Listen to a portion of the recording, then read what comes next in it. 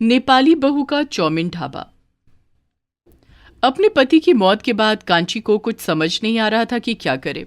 हमेशा उसका पति ही सारा काम देखता था। उसके 2 छोटे बच्चे भी थे। उसे समझ नहीं आ रहा था कि इनका क्या होगा, कैसे होगा। वो यही सब सोच रही होती है, तभी उसका बेटा भूख लगने की बात करता है।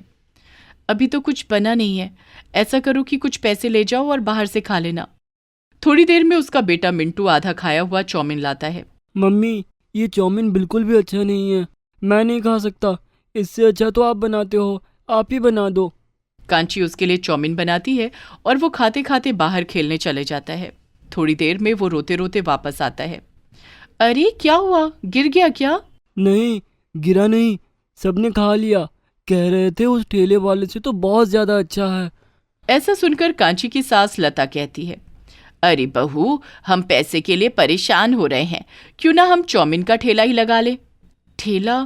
पता नहीं मैं कर पाऊंगी कि नहीं। करना तो पड़ेगा, हमें अपना घर चलाना है। बस सब एक दूसरे को समझाते हैं और उनका ठेला लग ही जाता है। अगले दिन से कांची चौमिन बनाने लगती है। अच्छा, चाउमीन तो दे दिया तुमने, इसकी सॉस भी तो दे दो। हाँ साहब, वो मेरा लड़का लेने गया हुआ है। अरे, बिना इसके तो मज़ा ही नहीं आएगा। ऐसा करो, वापस ले लो। अरे नहीं नहीं साहब, वापस मत करिए, आप पहले ग्राहक हैं। ऐसा करिए कि आप फ्री में खा लीजिए। कांची के पास महंगी सॉस लाने के पैसे नहीं होते, इसलिए वो ग्राहक को झूठ बोलती है कि उसका लड़का सॉस लेने गया है। तुमने उसे फ्री में क्यों दे दी? नुकसान हो गया पहले दिन ही। कोई नुकसान नहीं हुआ, उसे अच्छी लगेगी तो वो वापस खाने जरूर आएगा और बिना सॉस के खाकर जाएगा। अगर बिना खाए वापस चला जाता तो उसे स्वाद ही नहीं पता चलता। नुकसान हमारा होता, उसका नहीं। कांची की ये बात सबको समझ आती है और सच में वो ग्राहक वापस आता है। इस बार वो पैसे देकर बिना सॉस का ही चाउमीन ले लेता है। सबको ठेला चल जाने की खुशी होती है। धीरे धीरे उसके ठेले पर भीड़ बढ़ने लगती है। अरे मैडम, सॉस क्यों नहीं रखती आप? बिना उसके मज़ा नहीं आता। कोई ना कोई ग्राहक सॉस ना होने की शिकायत कर ही देता था। सॉस का कुछ करना ही पड़ेगा, खरीद तो पाएंगे नहीं हम, कुछ और काम चलाना पड़ेगा। क्यों ना हम अपने घर की चटनी से ही कोई एक्सपेरिमेंट करें। हाँ हाँ, हम ये कर सकते हैं। फिर दोनों सास बहू अपने घर की 3-4 चटनियां मिलाकर एक नया सॉस बना लेते हैं और जो कोई सॉस मांगता है उसे वही घर का बना हुआ सॉस देते हैं। अरे, 1 प्लेट चाउमीन देना, और हाँ, सॉस ज़रूर देना। वो अपने घर का बना हुआ सॉस डालकर उसे दे देते हैं और फिर इंतजार करते हैं कि वो क्या बोलता है। अरे भाई, मज़ा आ गया। ये तो नया सॉस है, अलग ही मज़ा है। बस लता और कांची राहत की सांस लेते हैं। उनका ठेला अच्छा चल निकलता है, खर्चे भी पूरे होने लगते हैं। वक्त बीतता है और बच्चे बड़े होने लगते हैं और लता बीमार रहने लगती है। अब कांची अकेली पड़ जाती है। उसकी ग्राहकी थोड़ी कम होने लगती है क्योंकि वो ठेला अकेले नहीं चला पा रही थी। अब मुझे कुछ नया सोचना पड़ेगा, ग्राहकों को कुछ नया देना पड़ेगा, तभी वो आएंगे। वो अपने ठेले के पास खड़े होकर आसपास नजरें घुमाती है। वो देखती है कि लोग पराठा, बर्गर, समोसा भी बहुत खाते हैं। अगर मैं ये सब बनाना चालू करूंगी तो तेल का खर्चा बढ़ जाएगा और खर्चा मैं बढ़ा नहीं सकती। क्या करूं, क्या करूं? वो ये सोच ही रही होती है कि तभी 2 अलग अलग ग्राहक अलग अलग ठेलों पर एक साथ आवाज लगाते हैं। भैया चाउमीन। भैया पराठा देना। ये सुनकर जैसे कांची को एक बिल्कुल नया आइडिया आता है। वाह, चाउमीन पराठा, हाँ मैं ये बनाऊंगी। जैसे कांची में नई जान सी आ जाती है, वो फटाफट उसके पास रखे हुए चाउमीन का पराठा बनाने की कोशिश करती है, पर वो फूट जाता है। पर वो हार नहीं मानती। वो फिर से चाउमीन को अच्छे से सुखाकर पराठा बनाती है। इस बार वो बहुत अच्छा बनता है। वो लेकर अपनी सास लता को खिलाती है। अरे वाह, ये तो बहुत ही अच्छा है। ये सुनकर कांची बस तय कर लेती है कि अब वो ग्राहकों को यही खिलाएगी। बस अगले दिन से वो अपने ठेले पर चाउमीन के पराठे, समोसे, बर्गर का बोर्ड लगा देती है। ये देखकर ग्राहक खींचे चले आते हैं। अरे मैडम, क्या बोर्ड लगा रखा है? सच में चाउमीन पराठा खिलाएंगी? हाँ हाँ भाई, बैठो तो सही। वो फटाफट एक चाउमीन से भरा हुआ बढ़िया सा पराठा बना देती है। उस पर मक्खन, सॉस और काफी सारी चीजें डालकर उसे देती है। हे भगवान, इसे ये पसंद आ जाए। ग्राहक बड़े चटकारे ले लेकर खाता है और पहला खत्म होने से पहले ही दूसरा मांग भी लेता है। कांची को ये तो समझ ही आ जाता है कि उसे ये बहुत पसंद आया। एक एक करके काफी लोग आ जाते हैं और कोई चाउमीन, समोसा, कोई बर्गर मांग रहा होता है। कांची जल्दी जल्दी सबको बढ़िया सा बना कर देती है। अरे मैडम, मज़ा आ गया। ऐसा कुछ तो पहली बार खाया है। कल मैं अपने दोस्तों को भी लेकर आता हूँ। बस ऐसे ही कांची का ठेला काफी फेमस हो जाता है। एक शाम कुछ कॉलेज की लड़कियों का ग्रुप चाट खाने उसी मार्केट में आता है। मैं चाउमीन खाऊंगी, मैं समोसा और बर्गर। वो दोनों जाती हैं और ठेले पर अपना अपना ऑर्डर देने लगती हैं। तभी उनकी सहेली आती है और उन दोनों का ऑर्डर कैंसिल करवा देती है। अरे ये पुरानी चीजें छोड़ो, आज एक बढ़िया सी चीज खिलाती हूँ। वो उन दोनों का हाथ पकड़कर कांची के ठेले के पास ले जाती है। अपना ऑर्डर कैंसिल होता देख दोनों ठेले वालों का खून खौल जाता है। बस हो गया आज का धंधा चौपट। वैसे ही जब से हम मर्दों के बीच ठेला लगाया है, सब उसी के पास जाते हैं। हाँ, मैंने भी देखा है, चाहे घंटों खड़ा रहना पड़े, खाना खाने उसी के पास जाते हैं। मुझे लगा था इसकी वह बूढ़ी सास बीमार हो गई है तो इसका धंधा अब बंद हो जाएगा, पर इसने तो नए नए पकवान बनाने चालू कर दिए। मुझे तो ये यहाँ की लगती भी नहीं है, नेपाली से लगती है। नाम भी तो कांची है। इनका खुद के वहाँ तो मन लगता नहीं है, यहाँ हमारे तरफ आकर हमारा पेट पर लात मारते हैं। अरे ये सब बातें बेकार की है, शायद दोस्त के हाथ में सच में जादू हो, अच्छी चीजें बनाती हो सच में। हाँ भाई, यह भी हो सकता है। उनके ठेले पर इक्का दुक्का ही लोग आते हैं और कांची के ठेले पर भीड़ बढ़ती जाती है। एक दिन भूरा अपने ठेले पर नहीं आता। ऐसे 4-5 दिन निकल जाते हैं। कांची से रहा नहीं जाता। वो शिवा से पूछ ही लेती है, भैया वो दूसरे भैया नहीं दिख रहे? हाँ, वो बीमार है बहुत, कोई ध्यान रखने वाला भी नहीं है। और उनका ठेला, मतलब उनके खर्चे? सब बंद है, बहुत मुसीबत में है वो। कांची थोड़ी देर सोचती है, फिर अपना ठेला उसके पास खड़ा कर लेती है। आइए आइए, भाई बहन के हाथ का चाउमीन खाइए और समोसे भी। वो एक तरफ चाउमीन का पराठा, समोसे और बर्गर बनाकर खिलाती है और दूसरे तरफ भूरा के ठेले से समोसे। एक ही जगह इतनी चीजें देखकर लोग आने लगते हैं। वो दोनों की कमाई अलग रखती है। रात को वो सारी कमाई भूरा के लिए शिवा को दे देती है। पर भूरा के ठेले पर तो बहुत कम ग्राहक थे, ये इतने पैसे कहाँ से आए? भैया मैंने अपनी कमाई भी मिला दी इसमें। भैया को अभी जरूरत है, वो ठीक हो जाएंगे तब उनसे वापस ले लूंगी। ये सुनकर उसे अपने आप पर शर्म आती है कि कैसे वो दोनों इससे चिढ़ते हैं।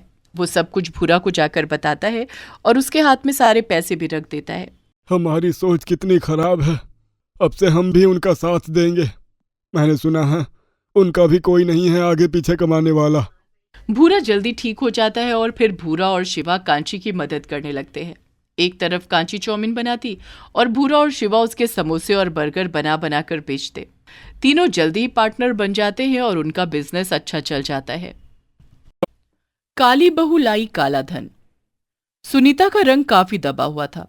उस पर कुछ भी पहना ओढ़ा अच्छा लगता ही नहीं था, पर वो अपने माता पिता की इकलौती औलाद थी और उसके पिता के पास जरूरत से ज्यादा पैसा था। उसे कभी भी अपने इस दबे हुए रंग की वजह से कोई टेंशन नहीं होती थी। वो हमेशा लोगों से घिरी रहती थी और जरूरत से ज्यादा ही दोस्त थे। चलो आज हम ओबरॉय में खाना खाएंगे, तुम लोग भी क्या याद रखोगे? पर वो तो बहुत ज्यादा महंगा है, बहुत पैसे लग जाएंगे तुम्हारे। अरे पैसे की चिंता किसे, तुम चलो मेरे साथ। वो सब बहुत ही महंगे होटल में जाते हैं और महंगे से महंगा खाना ऑर्डर करते हैं। वाह सुनीता, आज जो तुमने खिलाया है, बस क्या बताऊं, मजे ही आ गए। बस मेरे साथ रहा करो, जिंदगी के मजे ही मजे हैं। सुनीता को पैसे की तो कोई फिक्र थी ही नहीं। वो बहुत घुमा फिरा करती थी और खूब पैसे उड़ाती थी, पर वो दिल की भी बहुत अच्छी थी। किसी की मदद करने के लिए भी वो सबसे आगे रहती थी। एक दिन वो किसी होटल में बैठे थे। सब दोस्त शर्त लगाते हैं कि सामने बैठे एक लड़के को सुनीता को आई लव यू बोलना है। अगर उसने बोल दिया तो सब मिलकर उसे 1 लाख रुपए देंगे। सुनीता बेधड़क उस लड़के के पास जाकर आई लव यू बोल देती है। वो पलटकर जाने लगती है, तभी लड़का बोलता है, ओ मैडम, आप जैसी काली लड़की को मैं आई लव यू तो क्या आई हेट यू भी ना बोलूं। इतना कहकर वो लड़का हंसने लगता है और अपने दोस्तों से उसका मजाक बनाने लगता है। सुनीता कुछ बोलती नहीं है, बस चुपचाप चली जाती है। उसके जाने के बाद वेटर उसके पास आता है। अरे सर, आपने ये क्या किया? क्या मतलब, मैंने क्या किया? वो लड़की जबरदस्ती मेरे पास आकर आई लव यू बोल रही थी, और क्या करता? अरे सर, मेरा मतलब था आप उसे अच्छे से मना कर देते। आपको पता नहीं है, वो अपने माता पिता की इकलौती करोड़पति बेटी है। बस इसके रंग की वजह से लड़के इससे कतराते हैं। किसी को पता नहीं रहता ना कि ये इकलौती औलाद है। ये सुनते ही सुनील का थोड़ा उसकी तरफ ध्यान जाता है, पर सुनीता जा चुकी होती है। पर करोड़पति लड़की उसके दिमाग में घर कर चुकी होती है। वो उसका उसी होटल में इंतजार करने लगता है, पर सुनीता को कुछ आइडिया नहीं होता कि उसके पीछे क्या हुआ। वो अपनी ही दुनिया में मस्त होती है। उसके पापा भी उसके लिए लड़के देख रहे होते हैं। पापा सभी कितने काले हैं, मैं इनमें से किसी से भी शादी नहीं करूंगी। वो तू भी तो। पापा मैं समझ गई, मेरा रंग काला है तो आपको लगता है मुझे कोई सुंदर लड़का नहीं मिलेगा। ऐसा नहीं है पापा, जिसको जब आना होगा आ ही जाएगा। कहीं ना कहीं सुनीता के मन में भी सुनील होता है। वो बहुत खूबसूरत नौजवान था।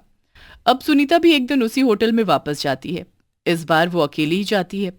चांस की बात है कि सुनील भी वहां बैठा होता है। दोनों एक दूसरे को देखते हैं और फिर एक ही टेबल पर आकर बैठ जाते हैं। कुछ देर बातें करते हैं और आपस में शादी करने का फैसला कर लेते हैं। दोनों के पास अपना अलग अलग कारण होता है शादी करने का। जल्दी ही दोनों शादी के बंधन में बंध जाते हैं। बेटा सुनील, ये लो टिकट, मैंने तुम दोनों की यूरोप की ट्रिप बुक करवा दी है। ये सुनते ही सुनील के तो जैसे होश उड़ जाते हैं। वो एक ठीक ठाक परिवार का लड़का था। विदेश जाने की तो उसने सपने में भी कभी नहीं सोची थी। इतने में सुनीता आती है। अरे पापा, ये क्या, यूरोप ट्रिप करवा दी? सुनील को लगता है ये कहीं कैंसिल ना करवा दे। वो बीच में बोल पड़ता है। अरे पापा ने इतने प्यार से करवाई है, मना क्यों कर रही हो जाने के लिए? अरे मना नहीं कर रही हूँ, मैं ये कह रही हूँ कि वर्ल्ड टूर करवा दो ना। ये यूरोप में 2-3 बार जा चुकी हूँ। ये सुनते ही सुनील हक्का बक्का रह जाता है। कुछ दिनों में वो दोनों ट्रिप के लिए निकल जाते हैं और लौट आते हैं। अब सुनीता, मैं सोच रहा हूँ कि तुम्हारा कोई भाई तो है नहीं, क्यों ना मैं कारोबार देख लूँ? ये सुनते ही सुनीता थोड़ी सकपका जाती है। हैं? क्यों क्यों? अरे तुम्हें क्या हुआ? ऐसा क्यों कर रही हो? अरे नहीं, कुछ नहीं। तुम क्या करोगे ऑफिस जाकर? अरे मैं अपने लिए नहीं कह रहा, तुम्हारे पापा की ही मदद होगी। नहीं, उन्हें मदद की जरूरत नहीं है। तुम ये सब छोड़ो। पापा ने एक विला बुक करवा दिया है हम दोनों के लिए, चलो वो देखने चलो। अरे अभी तो हम ट्रिप से आए हैं, अब ये विला बुक करवा लिया? कितना पैसा है भाई पापा के पास? और ये कहाँ से आ रहा है? स्मगलर हैं क्या तुम्हारे पापा? ये कहकर वो हंसने लगता है, पर सुनीता उठकर चली जाती है। सुनील को सुनीता का बर्ताव काफी अजीब लगता है। वो एक दिन बिना बताए ऑफिस चला जाता है और बैठे बैठे फाइल्स देखने लगता है। उसे कोई कुछ कहता भी नहीं है। वो काफी फाइल्स देख लेता है। उसे ये तो समझ आ ही जाता है कि सुनीता के पापा का काम साफ तो है नहीं। वो कुछ काली कमाई करते हैं। वो कुछ कहता नहीं है, बस चुपचाप घर चले जाता है। घर पर सुनीता सुनो, एक बार अपने गहने दिखाना मुझे। मुझे ना मम्मी के लिए लेने हैं। तुम्हारे गहनों की डिजाइन बहुत अच्छी है। सुनीता सब निकालकर उसे दिखा देती है। ये कितने के हैं? बिल्स होंगे ना इनके? दिखाओ जरा। बिल्स? बिल्स का क्या करना है? अरे पापा ला देंगे तुम्हें। पर बिल है क्यों नहीं? अरे मैंने पापा से पूछा नहीं, ना ही उन्होंने बताया। अब तुम्हें और देखना है या अंदर रख दूं?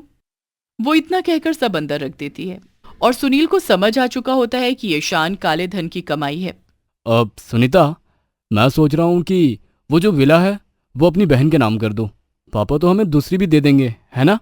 हाँ हाँ बिल्कुल, वैसे भी सस्ता ही है, बस 25 करोड़ का ही है। हम दूसरा ले लेंगे। हाँ तो ठीक है, मैं पापा से उनके पेपर मांग लेता हूँ। अब अपनी बहन के नाम ट्रांसफर करने होंगे। ये बार बार तुम पेपर्स की बात क्यों करते हो? कुछ काम बिना पेपर के भी होते हैं। क्यों?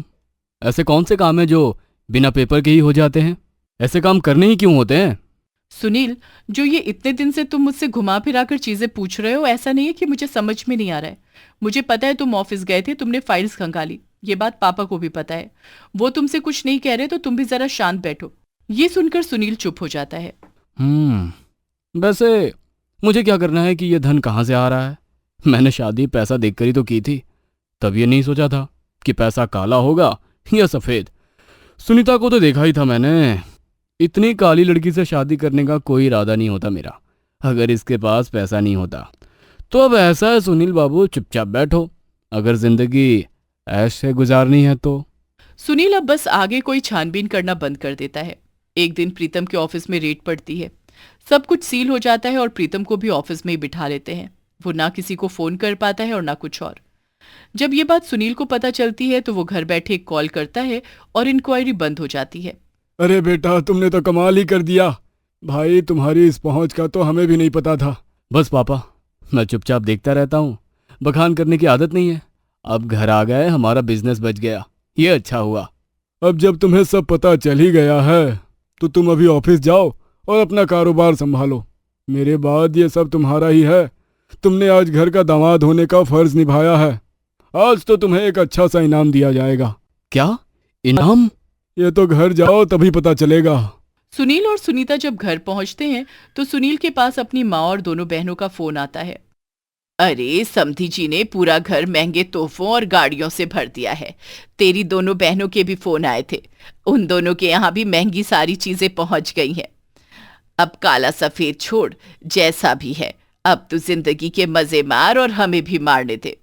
सुनील अब ससुराल के कारोबार का अकेला वारिस बन चुका था और काले धन के खूब मजे ले रहा था।